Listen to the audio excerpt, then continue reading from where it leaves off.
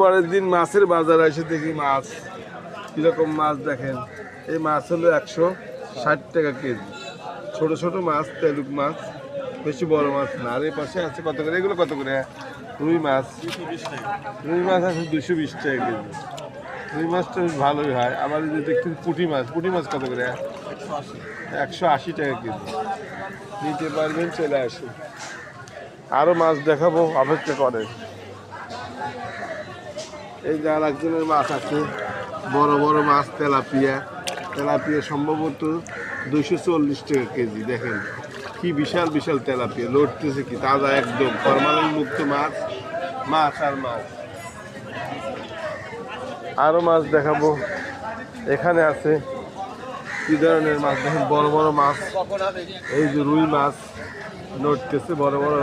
এটা glass cup. এর দাম কত করে? এটা মির্কা। এগুলো মোটামুটি সুলভ মূল্যে বনপাড়াতে মাছ পাওয়া যায়। এই মাছগুলো অনেক বড় বড়, দেখেন বিশাল বড় মাছ। দেখলেই আপনারা বুঝতে পারবেন। মাত্র 220 টাকা কেজি, চলে আসবেন, নিয়ে যাবেন। আরও আছে বড় ব্লাড কাপ। এই যে এখানে দেখেন, পানির মধ্যেই দেখেন নড়তেছে, পানির ভিতরে একবার।